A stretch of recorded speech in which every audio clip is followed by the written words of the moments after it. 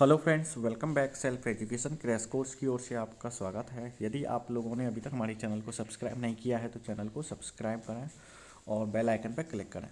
तो आज हमारे कुछ हैंड रिटेन नोट्स हैं। जी हाँ, ये वो नोट्स हैं जो इनको पढ़ के काफ़ी एग्ज़ाम निकले हैं, जैसे कि एसएससी और एमपी के स्टेट के एग्ज़ाम, जैसे कि पुलिस हुआ या पटवारी का हुआ।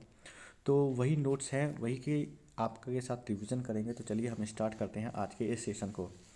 तो फ्रेंड्स, भारतीय प्रागैतिहासिक के पिता के रूप में किसको जाना जाता है? तो भारतीय प्रागैतिहासिक पिता के रूप में जो किसको जाना जाता है, तो रॉबर्ट ब्रूस फूटे को जाना जाता है। भारतीय प्रागैतिहासिक के पिता के रूप में रॉबर्ट ब्रूस फूटे को जाना जाता है। पश्चिमी दक्कन में सातवाहनों का जो सबसे बड़ा बंदरगाह था, कौन सा था? तो पश्चिमी जो दक्कन में सातवाहनों का जो सबसे बड़ा बंदरगाह था, तो वो कौन था? वो कल्याणी था, जो सबसे बड़ा बंदरगाह है। मराठा वंश का, जी हाँ, मराठा वंश का अंत किस शासक के शासनकाल में हुआ था? जो मराठा वंश का जो अंत हुआ था, किस शासक के शासनकाल में हुआ था? तो हुआ था तीसरा आंग्ल मराठा युद्ध के साथ मराठा वंश का अंत हो गया था। तो कब हुआ था? तो जो तीसरा आंग्ल मराठा युद्ध हुआ था, उस समय इसका अंत हुआ था।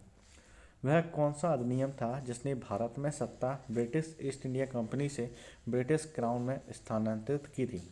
तो कौन सा अधिनियम था? तो वो था भारत सरकार अधिनियम 1858 को।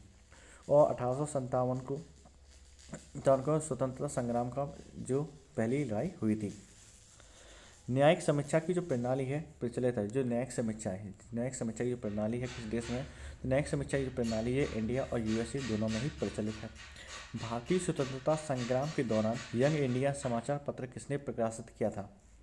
तो ये यंग इंडिया जो समाचार पत्र है किसने प्रकाशित किया था? तो ये महात्मा गांधी जी ने प्रकाशित किया था, यंग इंडिया समाचार पत्र। निम्नलिखित में से निम्नलिखित भारतीय राष्ट्रीय कांग्रेस के अधिवेशन में से किसमें कांग्रेस का लक्ष्य पूर्ण स्वराज्य रखा गया था? तो जो पूर्ण स्वराज्य का जो लक्ष्य रखा गया था, तो किस अधिवेशन के तहत रखा गया था? तो वो लाहौर अधिवेशन के तहत रखा गया था। अब बात करते हैं भारतीय राष्ट्रीय कांग्रेस को लेकर। तो भारतीय राष्ट्रीय कांग्रेस की जो स्थापना हुई थी 1885 में हुई थी, और एओ ह्यूम ने इसकी स्थापना की थी। एओ ह्यूम ने। और इसके जो प्रथम अध्यक्ष थे वो कौन थे? WC बनर्जी थे, व्योमेश चंद्र बनर्जी कहते हैं जिन्हें। और ये कहाँ हुआ था? पहला अधिवेशन जो हुआ था वो हुआ था बॉम्बे में। कहाँ हुआ था? बॉम्बे में। बात करते हैं नाभिकीय विखंडन के संदर्भ में यूरेनियम के निम्नलिखित में से किस समस्थानिक का प्रयोग किया जाता है? तो हम कौन सा समस्थानिक का प्रयोग करते हैं? तो हम करते हैं यूरेनियम 235 का प्रयोग करते हैं। निम्नलिखित में से भारत के किस राज्य में आम्र वर्षा होती है? तो आम्र जो वर्षा होती है वो किस राज्य में होती है? तो वो होती है केरल में। और केरल के जो सीएम है कौन है? पिनराई जे विजयन, केरल के वर्तमान चीफ मिनिस्टर हैं। भारतीय राष्ट्रीय कांग्रेस आईएनसी का जो पूर्ण स्वराज्य जो पारित हुआ था, कब हुआ था? जो पूर्ण स्वराज्य जो पारित हुआ था 1929 में पारित हुआ था। पूर्ण स्वराज्य कब पारित हुआ था? 1929 में। निम्नलिखित में से कौन सी महासागर धारा एक ठंडी जलधारा है? तो कौन सी महासागर धारा है? तो ये कैलिफोर्निया की धारा है, और ये हमारे MPPSC में पूछा गया है 2019 के पैटर्न में। नीति आयोग जिसने योजना आयोग का स्थान लिया है वह किस पर आधारित है? तो ये किस में आधारित है? तो ये बॉटम अप दृष्टिकोण पर आधारित है। तो नीति आयोग ने जिसने योजना आयोग का स्थान लिया है, और नीति आयोग के जो अध्यक्ष कौन है? PM नरेंद्र मोदी जी हैं। और योजना आयोग हमारी जो 12वीं पंचवर्षीय योजना थी वो 2012 से 2017 तक चली। उसके बाद ही योजना आयोग की जगह पर कौन सा आ गया? इस पर नीति आयोग आ गया है। निम्न हिमालय और शिवालिक हिमालय के बीच घाटियाँ स्थानीय रूप से जानी जाती है। किस रूप से जानते हैं?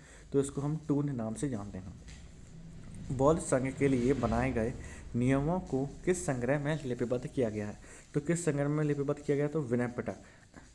तो जो विनय पिटक जो संग्रह है वो कौन से जुड़े हुए हैं? तो ये बौद्ध धर्म से जुड़े हुए हैं। मध्यकालीन स्थापत्य संबंधित है। जो मध्यकालीन स्थापत्य है जो किसके से जुड़ा हुआ है? तो ये दिल्ली स्थापत्य कला से जुड़ा हुआ है, मध्यकालीन स्थापत्य। भारत आने वाले प्रथम यूरोपीय कौन थे? तो सबसे पहले भारत में कौन आए थे? पुर्तगाली। और पुर्तगाली में सबसे पहले कौन आए थे? वास्को ड गामा भारत में आए थे। कब आए थे? 1498 ईस्वी में। निम्नलिखित वायु प्रदूषकों में से कौन सा प्रदूषण ओजोन परत की कमी और भूमंडलीय तापक्रम वृद्धि यानी ग्लोबल वार्मिंग का कारण होता है? तो कौन होता है? तो वो होता है CFC। AFC यानी कि क्लोरोफ्लोरोकार्बन। CFC क्या कहते हैं? क्लोरोफ्लोरोकार्बन। जो वृद्धि होता है किसी ग्लोबल वार्मिंग का कारण होता है भूमंडलीय तापक्रम में, यानी टेम्परेचर इंक्रीजिंग में। संविधान के निम्नलिखित अनुच्छेदों में से किस अनुच्छेद में प्रधानमंत्री की नियुक्ति के संदर्भ में और लोकसभा के मंत्रियों की परिषद की सामूहिक जिम्मेदारी का उल्लेख किया गया है? तो किस अनुच्छेद में किया गया है? तो यह अनुच्छेद 75 में किया गया है। निम्नलिखित में से किस बैंक ने Arogyam health care business loan launch किया है? किस बैंक ने लॉन्च किया है? तो वह किया है एसबीआई बैंक ने। एसबीआई बैंक के जो वर्तमान चेयरमैन है वो कौन है? शक्तिकांत दास है। कौन है? शक्तिकांत दास इसके चेयरमैन है और इसका जो हेड ऑफिस है वो कहाँ है? वो मुंबई में स्थित है।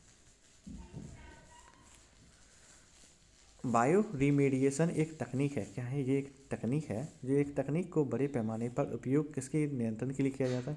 तो ये भारी धातु जो प्रदूषण होता है तो उसके कंट्रोल के लिए हम बायो रिमेडिएशन का प्रयोग करते हैं। चिकनगुनिया चिकनगुनिया एक कारणात्मक कारण। चिकनगुनिया किसका कारण है? चिकनगुनिया एक वायरस, यानी कि वायरस से होने वाला रोग कौन सा है? चिकनगुनिया है।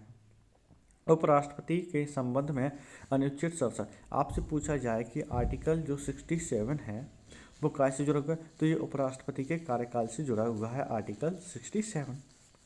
निम्नलिखित में से किस नदी को प्रारंभिक वैदिक काल 1500 से 1000 ईसा पूर्व में परस्वी नाम से जाना जाता? तो परस्वी नाम से किस नदी को जाना था? तो रावी नदी। और ये कहाँ है? पंजाब में है। रावी नदी के नाम से जाना था परस्वी नदी को। किस नागरिकता अधिनियम में भारतीय नागरिकता के अधिग्रहण और समाप्ति के विषय में प्रावधानों का वर्णन किया गया है? तो किसमें किया गया है? तो भारतीय नागरिकता अधिनियम 1955 है। तो 55 में किया गया है सिटीजन एक्ट। और जो अभी नया सिटीजन एक्ट आया है तो वो कौन सा है? तो 2019 है। किस दर्शन शास्त्र ने परमाणु सिद्धांत का विकास किया है? किस दर्शन शास्त्र ने किया है? तो वे वैशेषिक दर्शन शास्त्र ने परमाणु सिद्धांत का इन्होंने क्या किया? विकास किया है। पीतल किसका मिश्रण धातु है? तो पीतल किसका मिश्रण धातु है? तो ये जिंक और कॉपर का है, जिसमें से 80% जिंक और 20% कॉपर है। और निम्नलिखित में से कौन एक मार्शल नृत्य है? तो कौन सा मार्शल नृत्य है? तो ये मयूरभंज का छऊ नृत्य जो कहाँ से जुड़ा हुआ है? तो ये उड़ीसा से जुड़ा हुआ है। बात करते हैं उड़ीसा की, तो उड़ीसा के चीफ मिनिस्टर कौन है? नवीन पटनायक जी हैं। कौन है? नवीन पटनायक। इस राज्य को जो अलग हुआ था ये 1936 में हुआ था। किससे पृथक हुआ था? ये बिहार से हुआ था। चीनी यात्री हैंसोंग किसके शासनकाल में भारत आया था? इसका भारत का दौरा किया था? तो ये हर्षवर्धन के समय में चीनी यात्री जो हैंसोंग था ये भारत का इसने दौरा किया था। कौन सा जलीय पारिस्थितिकीय तंत्र एक प्रकार का है? कौन सा है? तो इकोसिस्टम पारिस्थितिकीय तंत्र कौन सा? 1935 में है। भारतीय राष्ट्रीय आंदोलन के क्रांतिकारी संगठन द गदर पार्टी का मुख्यालय कहाँ स्थित है? तो गदर पार्टी का जो मुख्यालय वो कहाँ है? सैन फ्रांसिस्को में है। और 1913 में गदर पार्टी की स्थापना हुई थी। लाला हरदयाल और सोहन सिंह भागना ने इसकी स्थापना की। निम्नलिखित में से किसमें अपस्थानिक जड़ें नहीं पाई जाती हैं? तो किसमें अपस्थानिक जड़ें नहीं पाई जाती हैं? तो वह मटर में नहीं पाई जाती हैं। मानक ताप और दाब पर निम्नलिखित में से कौन सा एक प्रतिचुंबकीय पदार्थ नहीं है? तो कौन सा प्रतिचुंबकीय पदार्थ नहीं है? तो है लोहा। लोहा है जो एक प्रतिचुंबकीय पदार्थ नहीं है। किसी कक्ष का अनुसरण काल कितना हो तो वक्त द्वारा दिए गए भाषा के शब्द श्रोता स्पष्ट रूप से सुनाई नहीं देंगे? तो कितने होंगे? तो 8/10 सेकंड से अगर ज़्यादा समय हो जाए तो श्रोता को स्पष्ट सुनाई नहीं देते। कौन सा रेगिस्तान दुनिया में सबसे बड़ा रेगिस्तान है? तो ये सहारा रेगिस्तान है जो दुनिया में सबसे बड़ा। ये कहाँ स्थित है? ये साउथ अफ्रीका में स्थित है सहारा रेगिस्तान। निम्नलिखित में से किस संवैधानिक संशोधन अधिनियम ने मौलिक अधिकारों की सूची से संपत्ति के अधिकार को हटाया है? तो किस संविधान संशोधन? तो ये 44वां संवैधानिक संशोधन था जो कब लाया गया था? 1978 में। 1978 में जो हमारा जो मौलिक अधिकार था जैसे संपत्ति के अधिकार को हटाया गया था हमारे मौलिक अधिकारों में से। वर्तमान यानी 2022 के अंदर राष्ट्रीय सुरक्षा गार्ड का महानिदेशक कौन है? तो M.A. गणपति जी राष्ट्रीय सुरक्षा गार्ड के कौन है? ये महानिदेशक हैं। किन शताब्दियों में नैनार और अल्वाल के नेतृत्व में नए धार्मिक आंदोलनों का उदय हुआ? तो नए धार्मिक जो आंदोलनों का उदय किस सदी में हुआ? तो 7वीं से 9वीं शताब्दी में हुआ है। नैनार और अल्वार, नैनार का जो 7वीं शताब्दी में हुआ है तो अल्वार का 9वीं शताब्दी में हुआ है। बीटा कण के उत्सर्जन के दौरान परमाणु संख्या डैश होती है? क्या होती है? परमाणु संख्या में 1 की वृद्धि होती है। कितने की वृद्धि होती है? यानी +1 इसमें क्या होता है? इंक्रीज होता है। एक गैर संवैधानिक निकाय क्या है? यानी कि एक नॉन कॉन्स्टिट्यूशनल बॉडी कौन सी है, तो नॉन कॉन्स्टिट्यूशनल बॉडी है वो, उसका नाम क्या है, राज्य सूचना आयोग। राज्य सूचना आयोग एक नॉन कॉन्स्टिट्यूशनल बॉडी है। अब ये कुछ गीत हैं जो मध्य प्रदेश से जुड़े हुए हैं, जैसे हरदौल की मनोती, ये कौन सी गीत हैं, तो ये बहादुरी के गीत हैं। चौगड़िया फाग ईश्वरी का निर्माण है। भंपुलिया लोकगीत, तो ये इनको धार्मिक गीत कहते हैं। और रील लोकगीत ये किससे जुड़ी है, पुरुष और महिला गायन से है, जिसमें सबसे इंपॉर्टेंट है हरदौल की मनोती, ये एग्जाम में पीएससी में पूछा गया है लास्ट ईयर। किस मृदा को रेगुलर मृदा के रूप में भी जाना जाता है, तो हम किस मृदा को जानते हैं, तो काली मृदा।